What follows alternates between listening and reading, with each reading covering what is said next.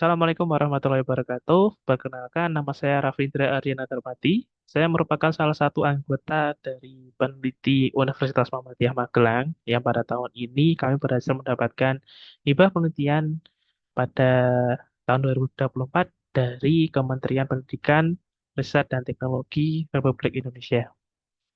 Judul penelitian kami adalah terkait analisis keberlanjutan usaha Balkondes pada kondisi industri 5.0 menggunakan SROI dalam mendukung Borobudur sebagai destinasi pariwisata super prioritas. Penelitian ini merupakan skema penelitian dasar atau penelitian dasar fundamental. Tim kami berisikan 4 anggota. Untuk ketua peneliti kami adalah Ibu Nurlela Yuliani, SE, MSCAK. Kemudian anggotanya ada Bapak Dr. Barka Susanto, SE, MSCAK. Ada Ibu Pranita Sika Utami, SE, MSc. Dan saya sendiri, Rafindra Aryana Darmati, SM, MSc. Adapun latar belakang yang kami lakukan sebagai landasan, kenapa penelitian ini harus dilakukan, itu karena di Magelang sendiri ada sebuah destinasi pariwisata yang potensial, yaitu adalah Candi Borobudur. Candi Borobudur ini merupakan destinasi yang memiliki potensial, keunikan, dan daya tarik tersendiri. Sehingga Peraturan Presiden tahun 79 tahun 2012 memberikan status perubahan Candi Borobudur yang awalnya adalah kawasan strategis pariwisata nasional menjadi destinasi wisata super prioritas atau DPSP. Yang mana DPSP ini juga merupakan rencana yang tertuang pada Rencana Pembangunan Jangka Menengah Nasional tahun 2020 hingga 2024. Nah, status Borobudur sebagai DPSP ini mendorong BUMN untuk meningkatkan CSR di wilayah Borobudur. Akibatnya adalah banyak balkondes atau balai ekonomi desa yang muncul akibat CSR dari masing-masing BUMN. Balkondes tersebut kemudian dikelola oleh warga di sekitaran Borobudur. Walaupun hal itu merupakan hal positif, tetapi Indonesia pernah mengalami namanya pandemi COVID-19. Hal itu mempengaruhi kegiatan Balkondes pada era pandemi tersebut. COVID-19 menyebabkan beberapa Balkondes mengalami penurunan pendapatan hingga menutup usahanya selama sementara hingga pandemi mereda. Oleh karena itu, untuk mendukung Borobudur sebagai destinasi wisata super prioritas, diperlukan analisis keberlanjutan dari Balkondes itu agar mereka itu tetap hidup dan beraktivitas hingga pendapatan masyarakat jadi bertambah. Nah, pada penelitian ini kami menggunakan salah satu metode yaitu SROI atau Social Return on Investment yang digunakan untuk menilai dampak CSR yang telah dilakukan. Metode SROI ini juga merupakan kebaruan dari penelitian yang kami lakukan.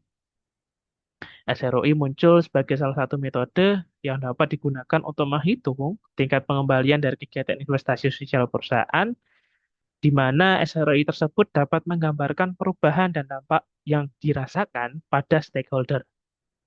Dalam penerapannya, pariwisata berkelanjutan itu memiliki prinsip untuk memberdayakan masyarakat melalui kebudayaan dan kearifan lokal yang ada. Sejalan dengan hal tersebut, pelestarian akan alam dan peningkatan kesejahteraan serta pengelolaan secara profesional itu perlu dilakukan agar kelanjutan usaha, khususnya pada Balkondes di Borobudur, bisa dapat tercapai. Nah, masalah yang kami hadapi adalah ternyata penelitian-penelitian sebelumnya itu belum ada yang mengukur terkait SROI ini di Balkondes. Fokus penelitian tersebut hanya pada keberlanjutan usaha di UMKM. Itu pun tidak menggunakan SROI. Sedangkan kita tahu UMKM itu memiliki landasan yang berbeda dengan Balkondes. Maka dari itu, penelitian ini bertujuan untuk mengangkat metode SROI ini sebagai alat untuk menganalisis tingkat keberlanjutan usaha Balkondes yang selama ini belum pernah dilakukan di penelitian-penelitian terdahulu. Nah, adapun hasil dari penelitian ini, yang perlu kami jelaskan sebelumnya adalah penelitian ini menggunakan kuesioner untuk mencari data terkait dengan SROI sendiri. Nah, yang pertama adalah status deskriptifnya. Untuk statistik deskriptifnya ini kami kelompokkan ke dalam tiga kelompok, yaitu jenis kelamin, umur, dan pendidikan. Untuk jumlah total kuesioner yang kami sebar adalah 450, tetapi yang kami dapat olah adalah 406. Sisanya kami tidak dapat olah karena jawaban tidak lengkap atau kuesionernya disebut rusak. Untuk jenis kelaminnya, ada 276 sampel merupakan laki-laki dan 130-nya adalah perempuan. Untuk kelompok umurnya didominasi pada umur 26 sampai 35 tahun serta 36 sampai 45 tahun. Dan pendidikan tertinggi di sini adalah SMA, disusul SMP, dan sarjana. Nah, tentu karena kami menggunakan kuesioner, kami menggunakan uji validitas dan reliabilitas dalam mengukur apakah kuesioner yang kami sebarkan itu valid dan reliable. Di sini ada 9 variabel independen yang kami uji cobakan. Yang pertama adalah penciptaan lapangan kerja, peningkatan pendapatan kerja, peningkatan kemampuan pekerja, penguatan jejaring sosial, keselamatan kerja, kontribusi komunitas, efisiensi anggaran, lingkungan, dan dampak sosial. Kesembilan variabel itu kami uji cobakan terhadap keberlangsungan usaha di Balakondes. Berikut merupakan hasil uji validitas pada penelitian kami. Dan terlihat bahwasanya semua variabelnya itu dinyatakan valid. Begitu juga dengan uji reliabilitas. Untuk uji reliabilitasnya, semua variabel yang kami gunakan itu dianggap reliable. Nah, yang menarik di sini adalah pembuktian terkait variabel tersebut. Untuk melakukan pembuktiannya, kami melakukan uji regresi linear berganda untuk mencari tahu pengaruh antara variabel-variabel tersebut terhadap keberlanjutan usaha. Ternyata, dari kesembilan variabel yang kami uji cobakan, 6 di antaranya itu memiliki pengaruh positif, yaitu adalah penciptaan lapangan kerja, peningkatan kemampuan pekerja, penguatan jejaring sosial, keselamatan kerja, dan dampak sosial. Adapun dua variabel yang tidak memiliki pengaruh, yaitu peningkatan pendapatan pekerja dan kontribusi komunitas. Hal itu terjadi karena dari hasil yang kami dapatkan, ternyata selama ini Balkondes di Borobudur tidak melibatkan komunitas atau masyarakat di sekitar Candi Borobudur, sehingga secara kontribusi mereka menganggap ada tidak adanya Balkondes tidak berpengaruh terhadap mereka. Di selain itu, para pekerja di sana juga menganggap bahwasanya peningkatan pendapatan itu merupakan hal yang utama karena mereka menganggap bahwasanya yang menjadi patokan awal itu kemampuan ketika mereka masuk ke dalam Balkondes, bukan terkait peningkatan pendapatannya seperti itu. Sehingga training yang mereka lakukan kebanyakan terkait kemampuannya, bukan untuk meningkatkan pendapatan kerjanya. Kemudian ada dua hasil yang menarik, yaitu terkait efisiensi anggaran dan lingkungan, di mana kedua variabel ini memiliki pengaruh negatif. Efisiensi anggaran memiliki pengaruh negatif karena dalam kuesioner yang kami sebarkan ada dua pertanyaan, yaitu adalah pengurangan anggaran atas operasional BUMDes dan pengurangan anggaran atas CSR dan prima BUMDes. Ternyata dari kuesioner tersebut membuktikan bahwasannya untuk mencapai keberlanjutan usaha tidak bisa dilakukan dengan cara pengurangan dua anggaran tersebut, entah CSR atau operasional. Yang mereka butuhkan adalah ketepatan dari alokasi dana itu.